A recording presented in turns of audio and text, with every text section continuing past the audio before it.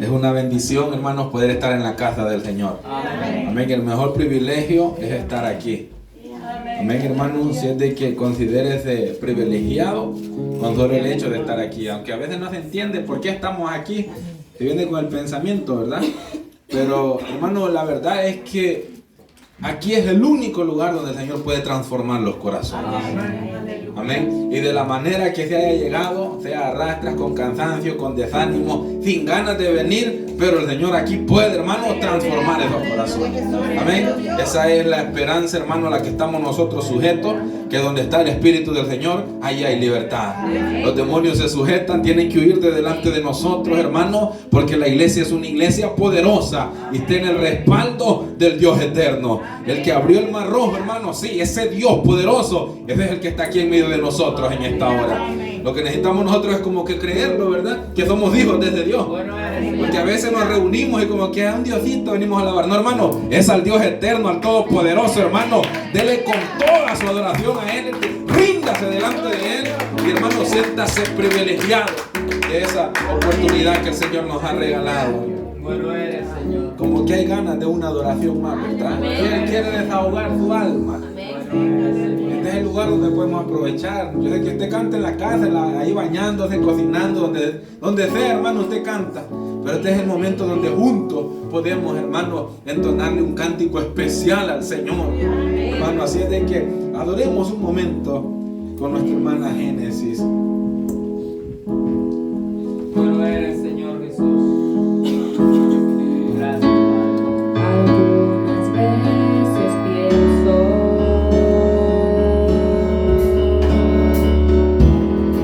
que el Señor me dejará,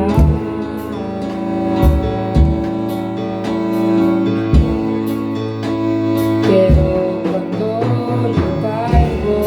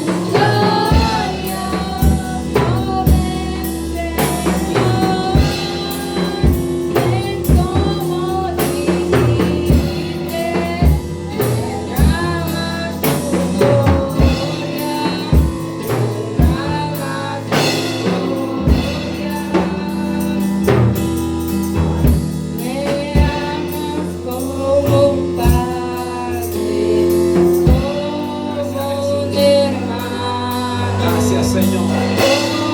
Como un león, feroz como nadie, fuerzas me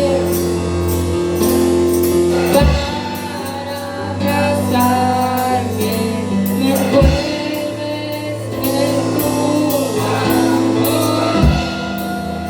Oh, Señor, ven como dirigirte, derrama tu gloria, derrama tu gloria.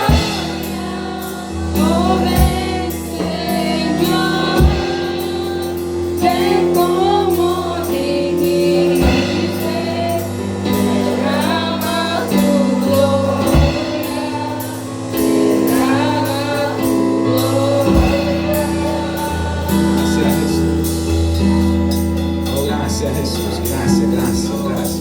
Solo dele gracias al Señor. Ahí donde está, hermano. Dele gracias. Dígale gracias, Señor. Gracias por amarnos. Gracias por colmarnos de muchas bendiciones.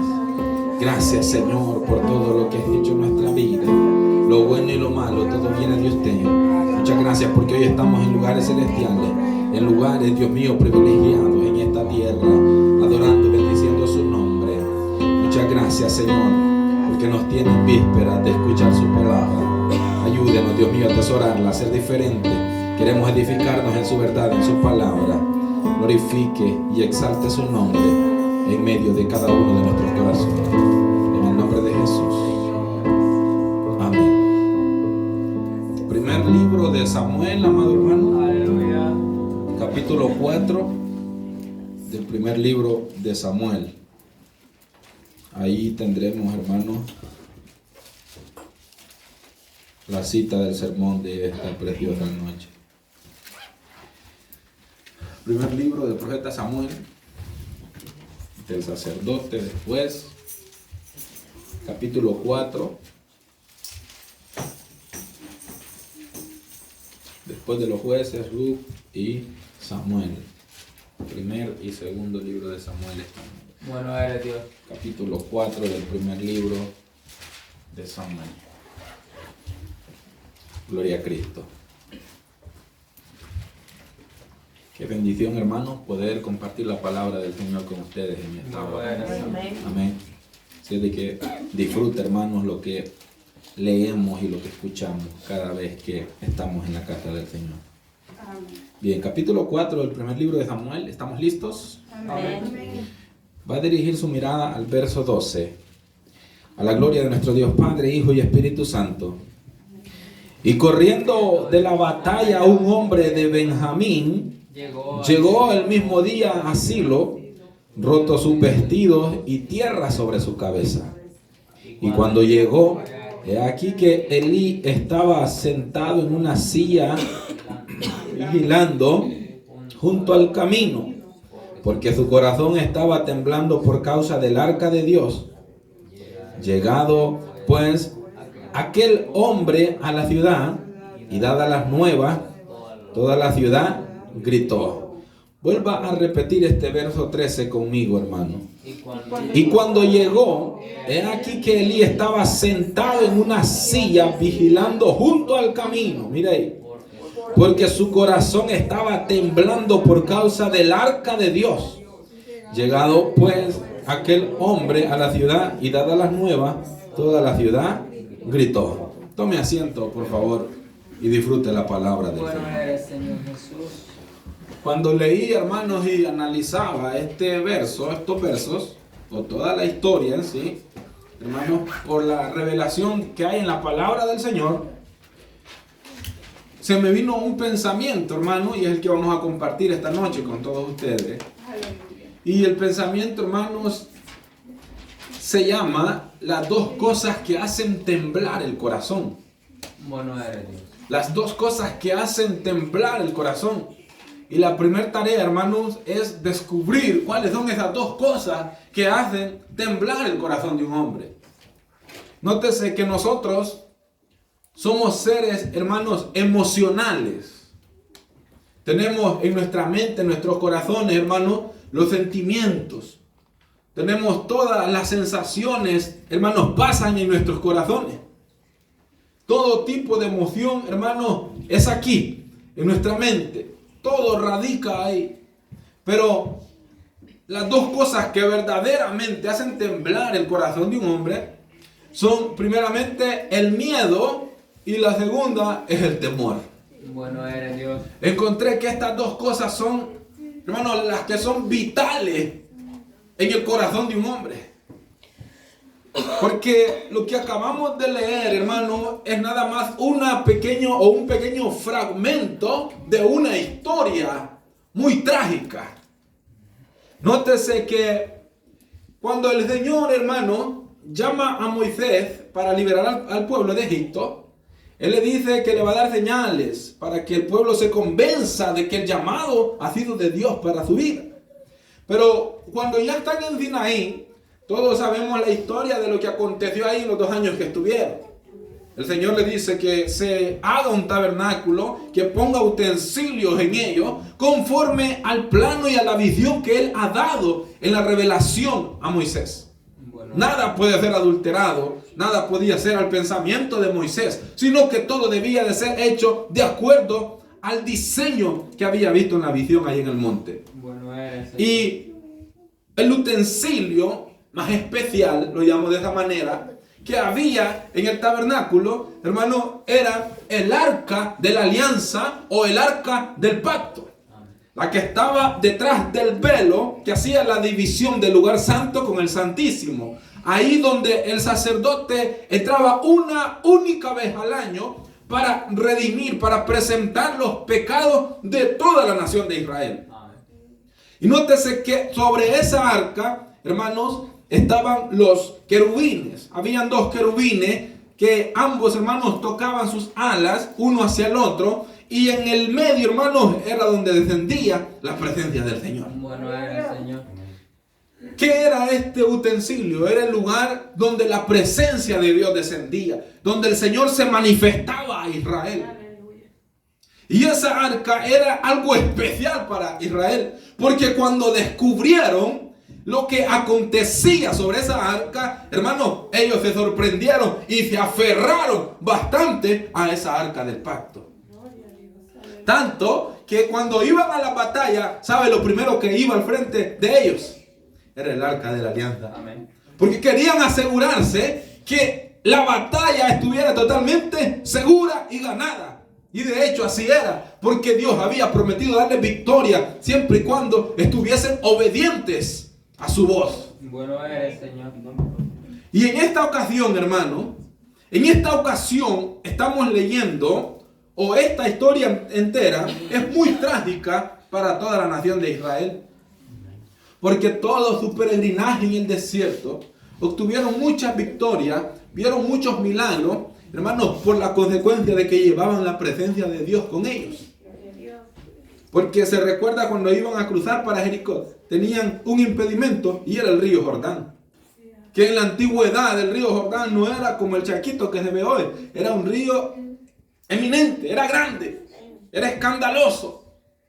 Y tenían, hermanos, que pasar el Jordán para cruzar y poseer Jericó. Y sabe, hermanos, lo que el Señor le ordena a Josué, le dice, después de darle las instrucciones que se santificaran, hermanos, y que le dieran gloria y honra a él, le dice, pasa a los sacerdotes que carguen el arca del pacto, que pasen, que crucen el río. Algo iba a pasar. Bueno eres Dios. El río se detuvo. Este no se partió, este solo se detuvo de un lado, porque el río solo corre de un lado. Y pasaron en seco. Y les dice, cuando lleguen a la mitad del río, que se paren y se queden ahí los sacerdotes con el arca del pacto. ¿Qué quiere decir? De que estaba representando que ellos iban a pasar en seco toda la nación por el poder de Dios que estaba ahí con ellos. Bueno eres Dios. Y el arca del pacto, hermanos, para ellos era el tesoro más sagrado que tenía. Era la aferración más grande de su vida. Porque hoy en día la gente se aferra más, hermanos, a trabajos, a dinero, a carros, a casas, tantas cosas a las que la gente se aferra, menos a la presencia del Señor. Bueno eres Dios. Hoy la gente anda turbada, hermanos, aferrada en muchas cosas, pero lo que menos se aferran es a la presencia del Señor. ¿Por qué vienen las desgracias en nuestra vida? Sí, porque nos hemos aferrado a otras cosas y no a la presencia del Señor. Pero cuando se busca la presencia de Dios primero, se atesora sobre todas las cosas, hermano. Después vienen cosas que usted nunca pensó que iban a llegar a su vida. Las que miraba difíciles, imposibles, suceden porque el poder de Dios, hermano, está ahí delante de nosotros. Y en esta ocasión, Israel tenía unos clientes favoritos para la batalla. Se cuentan, hermanos, muchas naciones con las que Israel peleó en toda la historia. Y hasta la actualidad todavía Israel sigue peleando con naciones. Solo que hoy las batallas son diferentes. Antes eran con espadas ahí, hermanos. Hasta asadones hacían, de las asadones hacían espadas. Pero hoy no. Hoy son avioncitos, son de todas esas guerras que vemos ahí por televisión. Esas son las guerras actuales. Las mismas antiguas. Solo que hoy en una versión moderna. Pero nótese que uno de los clientes favoritos para armarle la batalla o citar a la batalla de Israel eran los filisteos. ¿Recuerdan los gigantes? Filisteos. Todo Filistea siempre quiso hacerle la vida imposible a Israel. Y en esta ocasión, hermanos, le presentaron la batalla a Israel, como lo hacían siempre. Y llama la atención cuando usted lea todo este capítulo 4 en su casa, tenga la Biblia abierta de hecho, pero hermano, cuando lee este capítulo 4, usted ve que los filisteos le hacen la cita a Israel a la batalla. Israel, muy confiado, como en otras veces, cede a la batalla, o sea, va voluntariamente a enfrentarlo, muy confiados. ¿Y sabe lo que acontece? Que tuvieron que salir huyendo, salieron a la carrera. Y dice la Biblia que como 4,000 hombres fueron heridos ese día. Y entonces los ancianos de Israel comenzaron, hermano, a meditar, a pensar, ¿por qué fuimos heridos hoy? ¿Qué estará pasando? ¿Qué hicimos mal? Y sabe, hermano, ¿cuál fue el consenso al que llegaron ellos? Vamos a mandar a traer a Silo el arca del pacto. Bueno eres, Señor. ¿Se fijan en lo que estaban aferrados? Como que dice, olvidamos llevar la presencia de Dios. Mandemos a traerla a Silo, allá donde la están cuidando Ofni y Finés, los dos hijos de Elí, para obtener una victoria sobre estos filisteos. Bueno eres, para Señor. ganarle como todas las veces. Y sabe, hermanos, que mandaron a traer el arca del pacto. Le estoy parafraseando la historia. Venían Ofni y Finés con el arca del pacto, los grandes sacerdotes de la época, hermanos, y dice la Biblia que cuando llega al campamento, Israel hizo un gran estruendo, una gran bulla, que dice que hasta causaron un terremoto, un temblor. Bueno eres. Hoy la gente se jacta, ¿verdad? Porque en los estadios, cuando la gente grita un gol o lo que sea de cierto equipo, los estadios tiemblan, vibran. Pues Israel lo hizo también cuando le llegó el arca del pacto al campamento. Y los filisteos escucharon y sintieron el estruendo. ¿Y saben lo que dijeron? ¿Qué pasó aquí? Es que no, Israel, ya llegaron sus dioses a Israel. Ese Dios que los sacó de Egipto, ahora está con ellos. Y en filisteos comienzan a darse ánimos unos con los otros. Y dicen, no, pero esforcémonos, seamos hombres, vamos a enfrentarlo siempre. Mira el vigor que tenían los filisteos, los enemigos. El enemigo, hermano, si vino una vez contra nosotros, tenga por seguro que va a volver otra vez. Bueno eres, Dios. No lo quiero decepcionar. Pero un pueblo advertido, hermano, que sabe enfrentar las batallas y que conoce de su enemigo. De hecho, el apóstol Pablo dice, y no ignoréis las maquinaciones del diablo. Bueno eres. ¿Qué quiere decir? Que tenemos que estar apercibidos, adelantados al siguiente paso que puede llegar a nuestra vida. Si pasó un momento de crisis hace 2 años y ahora siente que está bien, pues prepárese, porque ese mismo crisis se le va a querer revelar en cualquier momento. Bueno eres, Señor. ¿Y qué es lo que necesitamos? Estar firmes, estar parados como hombre y mujer de Dios, confiados y aferrados a la misericordia de Dios, confiados que Dios está conmigo. Él está ahí en medio de mi vida, en medio de mi familia, en medio de mi ciudad, de mi sociedad. Él está ahí y tengo que estar confiado en Él. El problema es cuando nos descuidamos. Porque ya vamos a llegar, hermanos, al momento interesante. porque se hizo el estruendo, los filisteos se afligieron, pero aún así dicen, vamos a la batalla siempre con ellos. Y va Israel con los grandes sacerdotes cargando el arca del pacto al frente para ir a la batalla contra Filistea. ¿Y sabe lo que sucedió? En la primera se corrieron todo Israel y 4,000 fueron heridos. Ahora dice, con todo y el arca del pacto, Israel corrió, huyó de la batalla y 30,000 hombres cayeron ese día en la batalla. Una gran mortandad en Israel. ¿Y sabe qué fue lo peor? Que los filisteos capturaron el arca del pacto. Filistea capturó el arca del pacto, o sea que el amparo de Israel había sido quitado. Cuando David llega al trono, hermanos, cuando ya David tiene el respaldo del Señor después de haber sido ungido y esperar el momento para que llegara su reinado, David comienza su reinado aún sin el arca del pacto en Israel. Anduvo vagando alrededor de 20 años en otros lugares el arca, hasta que reaccionó David. Pero lo que me centró bastante aquí en este tema, hermano, es lo que estaba aconteciendo con Elí. Porque los dos hijos de Elí estaban abusando de las ofrendas de Dios en el santuario. Estaban abusando de la presencia de Dios. Y si hay algo, hermano, que no podemos hacer nosotros, es querer, hermanos, hacer cosas pensando que Dios no me está viendo, o que puedo ser más inteligente que Dios, o que yo puedo hacer cosas, hermano, donde hacer y deshacer y nada va a ser, hermano, en contra de mi vida.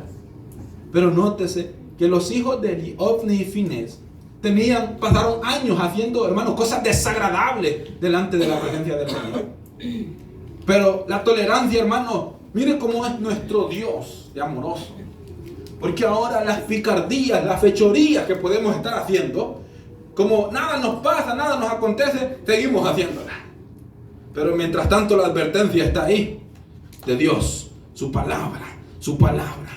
Pero hay un momento donde esa copa va a rebalsar con justo juicio en contra de nuestra vida. Bueno eres Dios. Porque llegó el momento donde Dios, hermanos, mandó un varón a decirle a Elí lo que estaba aconteciendo. Tus hijos son impíos, son rebeldes y están hurtando de la ofrenda de Dios. Están escogiendo lo mejor para ellos sin importarles que nuestro Dios es el merecedor de lo primero. Es el merecedor de lo que Él pidió por estatuto a Israel con las ofrendas. Metían su mano, sacaban la grosura y se aprovechaban del sacrificio que era para el Señor. Bueno eres. A todo esto, Elí, hermanos, miraba y escuchaba la mala fama de lo que sus hijos hacían. Un hombre irresponsable que no supo recapacitar en el momento adecuado. Siendo el sumo sacerdote de la época, tenía la autoridad para haber hecho, hermano, rectitud o cambiar el rumbo de sus hijos. ¿Por qué? Porque la primera queja contra los hijos de Elí es que ellos no conocían de Dios. Bueno eres, Señor. Y si los hijos de Elí no conocían de Dios, ¿quién era el culpable? Era su mismo padre. Un hijo no le puede recriminar a sus padres cuando ha sido instruido en los caminos del Señor. La mejor crianza es en el Evangelio. Las mejores instrucciones son en el Evangelio. Ahora, cuando el hijo crece y se pierde, eso es por voluntad propia de él. Pero si un padre es indiferente y no le presta atención, ve que su hijo es rebelde, es malcriado y no hay corrección o no le exige corrección, hermano, toda esa culpabilidad va a ir sobre el padre. Y todo el juicio viene no solo por el padre, sino por toda su casa, como lo que aconteció en Elí. Pero cuando surge esto que acabamos de leer, hermanos, que es el centro del mensaje, Elí, hermanos, está en una silla, sentado junto al camino, como quien dice, la casa de Elí estaba a la orilla de una calle principal. Y él estaba sentado ahí, hermanos, en el corredor. Así como se sientan alguna gente allá en los pueblitos de uno que están ahí todas las tardes y pasan ahí sentados viendo que pasa, fulano de tal, fulano de tal. Y están ahí los ancianitos. Esa es la distracción de ellos. Pero en este caso, Elí está con un miedo en su corazón. Elí está en una situación difícil como nunca lo había estado.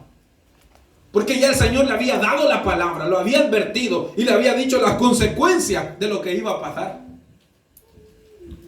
Y sabía que esta batalla iba a tener temeridad y tenía miedo. Bueno eres, Señor.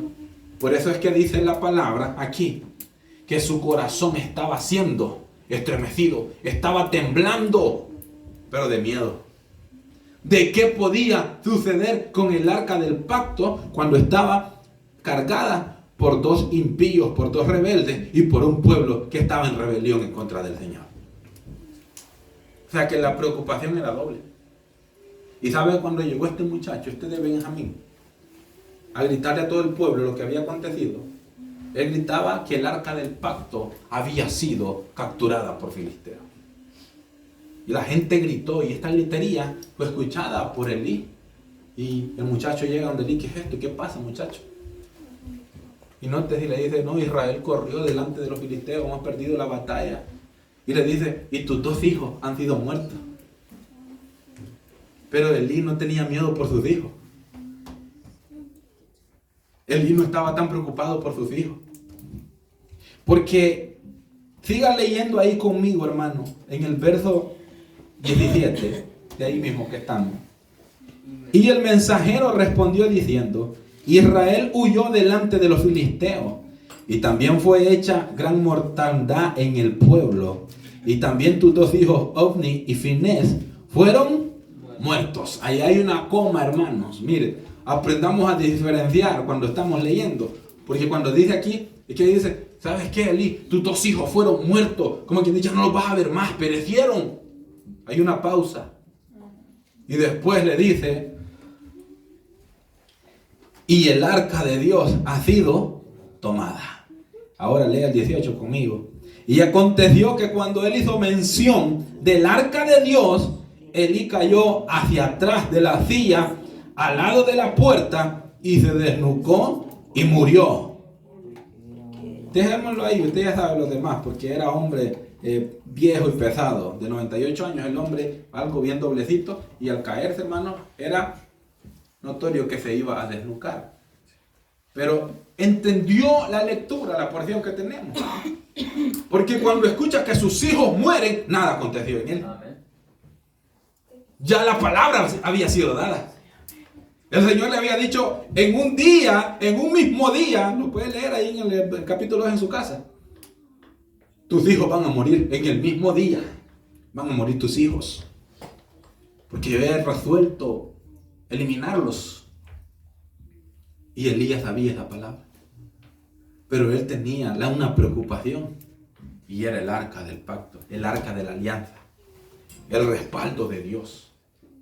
Es por eso que cuando una de las nueras, hermanos, de él, que estaba encinta, estaba embarazada, cuando escuchó, hermanos, todo esto, en el verso 19, usted lo puede leer, léalo conmigo, tenemos tiempo. Mire lo que dice, y su nuera, la mujer de Finés, que estaba encinta, cercana al alumbramiento, oyendo el rumor que el arca de Dios había sido tomada, escuche bien lo que resalta aquí también, y muerto su suegro y su marido, se inclinó y dio a luz, porque le sobrevinieron sus dolores de repente, y al tiempo que moría, le decían las que estaban junto a ella, no tengas temor, porque has dado luz a un hijo. Mas ella no respondió, ni se dio por entendida, y llamó al niño Icabod, diciendo, traspasada es la gloria de Israel. ¿Qué significa Icabod? Icabod significa traspasada, ha sido la gloria de Israel. ¿Se fija cuál era, hermano, el griterío de la nación de Israel en ese momento?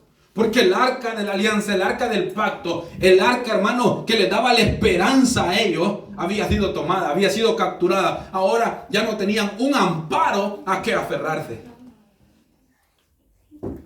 Y Elí, hermano, tenía un miedo terrible. Porque la presencia del Señor ya no iba a estar con Israel. Porque el arca de la alianza, lo más preciado que tenía, había sido capturada. Cuando hablamos de la presencia del Señor, hermano, al convertido, al nacido de nuevo, no le tiene que generar miedo. Miedo es para el impío y para el pecador. Es por eso, hermanos, que tenemos que entender esto. Cuando el corazón está abatido, afligido, o puede ser por el miedo o por temor, por estas dos cosas. Vamos siempre a la historia. Acompáñenme a Éxodo, capítulo 20. Bueno eres, Dios. Ya ve lo que estaba aconteciendo con Israel. Capítulo 20 de Éxodo, verso 18. Se recuerda con lo de los 10 mandamientos, cuando Moisés los recibió allá en el monte. Mire lo que dice en el verso 18 del 20 de Éxodo.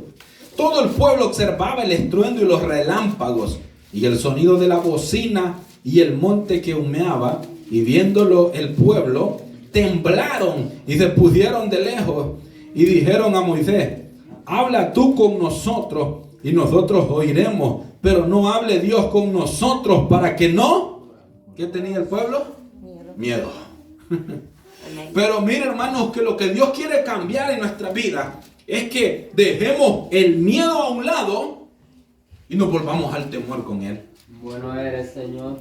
Porque el que tiene a Dios, escuche esto, el que le sirve a Dios, si hay algo que nos hace temblar ante el pecado, hermanos, o antes de sucumbir al pecado, es el temor. ¿Cuál es el principio de la sabiduría? El temor de Jehová. ¿Qué quiere decir esto? De que una persona sabia, una persona coherente, hermano, que sabe lo que le agrada a Dios y lo que no le agrada, hermano, antes de cometer un pecado, estar a punto de ahí, está abatido, está temblando el corazón, pero por temor de Dios. Porque ¿sabe lo que es? ¿Sabe cuál es la diferencia del miedo y el temor? Veámoslo ahorita, para que aprendamos algo interesante para nuestra vida. Porque el miedo es algo momentáneo. El miedo es en el momento, pero el temor es algo de continuo, de vivencia, de estar en uno, de estar en mí. O sea que el temor tiene que ser, hermano, parte de mi vida cuando estoy en Dios. Pero el miedo en la persona, hermano, es momentáneo. Vaya a ver, hermanos, que hay un terremoto como el que hubo en el 2001 en El Salvador. Las iglesias se llenaron toditas, hermanos. La gente tenía miedo. Porque como somos seres emocionales, que en el momento vemos el peligro y estamos así, con gran miedo. Pero media vez ya se fue acostumbrando la gente. No, hoy estamos en El Salvador y hay un temblor. Ya uno está acostumbrado, hermano. Ya no corren para ningún lado, ya están tranquilos. Ahí está temblando. ¿De cuánto fue? Eso es todo lo que pasa. La gente ya no se aflige, ya no tiene miedo. ¿Por qué? Porque como somos seres emocionales, solo en el instante nos afligimos. Pero cuando hay una persona sabia que ha descubierto la vida eterna en Cristo Jesús, el temor viene a ser un hábito en nuestra vida espiritual. ¿Por qué? Porque el temor, hermano, es lo que nos ayuda a no sucumbir en el pecado. Porque el temor hace temblar nuestros corazones, porque sabemos las consecuencias de lo que puede pasar en nuestra vida si caemos en el pecado. Gloria a Cristo. Si nos entregamos al pecado. ¿Se fija la diferencia de los dos? Porque a veces muchos, no, el temor y el miedo es lo mismo. No, espérate, hay una diferencia. El miedo es momentáneo, porque hay gente que le tiene miedo a la oscuridad. Estar afuera, estar con las luces apagadas. Pero solo en la noche, ya cuando sale el sol, ya anda como de nada. Ya se le olvida el miedo que tuvo en la noche. Momentáneo. Pero el temor es diferente. Ande de noche o ande de día, el temor tiene que estar ahí. Porque como se puede pecar en la noche, se puede pecar en el día. ¿Me entiende el punto? Y Elí, hermano, estaba turbado, estaba temblando su corazón porque tenía miedo. Y estaba aconteciendo similar aquí, con toda la nación, allá en el monte Sinaí. Pero Dios quería cambiarle este miedo que tenían de morir a que se volviesen a Él, pero con temor. Miren lo que está aconteciendo, sigamos leyendo para que entendamos mejor. Porque en el 18 le dicen a Moisés que hable, en el 19 le dice, y dijeron a Moisés, habla tú con nosotros y nosotros oiremos, pero no hable Dios con nosotros para que no muramos. Y Y mire lo que le dice el Señor en el 20. Y Moisés respondió, esto es por medio de Moisés al pueblo: no temáis, porque para probaros vino Dios, y para que su temor esté delante de vosotros, para que no. ¿Se fija? La palabra se explica sola. ¿Qué es lo que quiere el Señor con Israel? ¿Qué quería? Quitarles el miedo, que no le tuviesen miedo a Él, sino que se volviesen al temor para que no pecasen contra Él. ¿Se fija la diferencia? Bien sencilla la enseñanza. El Señor quiere que nos volvamos a Él ¿con qué? Con temor. ¿Se recuerda el apóstol Pablo escribiéndole a los filipenses? En el capítulo 2, acompáñenme si gusta, cuando él les estaba instruyendo. En el 2:12 de Filipenses. Les dice: por tanto, amados míos, como siempre habéis obedecido, no como en mi presencia solamente, sino mucho más ahora en mi ausencia. Les dice: ocupaos en vuestra salvación con temor y temblor. Mire la encomienda que le da el apóstol a la iglesia de Filipo. Les está dando una encomienda.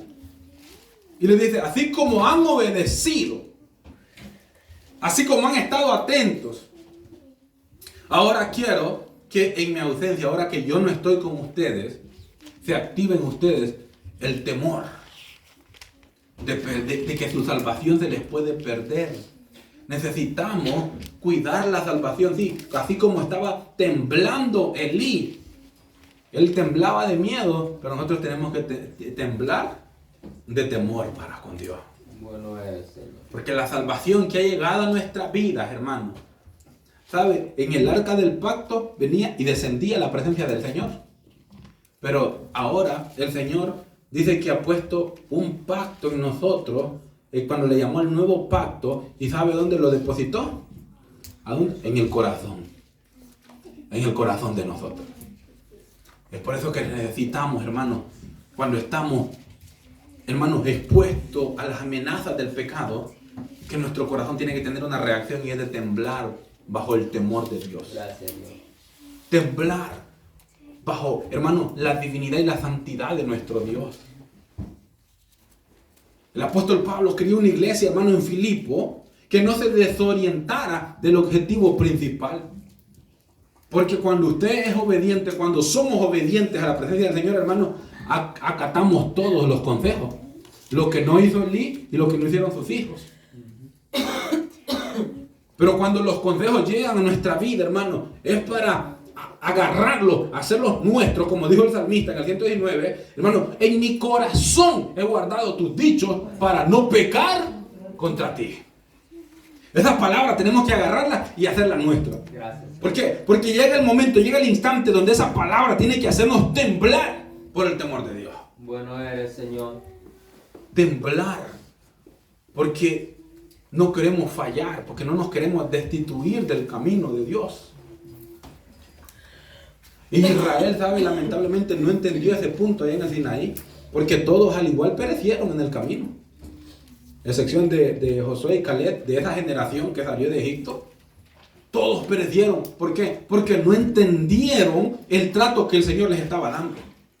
¿Cuánta gente, hermanos, ha peregrinado en la iglesia que usted se acuerda? ¿O cuántos contemporáneos ahorita mismo tenemos alrededor del mundo, hermanos? Pero lamentablemente muchos van a quedar postrados fuera del camino del Señor. Y que el Señor nos ayude a nosotros. Bueno eres, Señor. ¿Y saben por qué van a quedar postrados? Porque se alejaron y dejaron fuera el temor. Hoy al mundo le da igual temerle al Señor. Cualquiera profana, cualquiera se burla, cualquiera vive una vida como quiere vivir, una doble vida. Porque el temor a Dios ya le da igual. Pero llega el justo juicio de Dios en su momento. Ayúdanos, Señor. Bueno eres, Dios. ¿Sabe lo que escribió Santiago en el capítulo 2 de su carta? ¿Ustedes creen que Dios es uno? Les dice. Sí. Pues también los demonios creen y tiemblan, les dice. Bueno eres, ¿Te Señor. fijas lo que quiere decir? Y los demonios mismos, ellos tiemblan de miedo. ¿Por qué? Porque ellos creen y ellos saben que Dios... Ahora, lo que quiere que Santiago llevarnos a nosotros es que nuestra fe, porque él está hablando de la fe ahí, de las obras y de la fe. O sea, que si hay fe en nosotros, de que Cristo murió por nosotros, que nos ha dado vida eterna, nuestras obras tienen que ser, hermano, llenas de temor para con Dios. Todas las obras que nos acompañen a nosotros tienen que ser bajo el temor a Dios.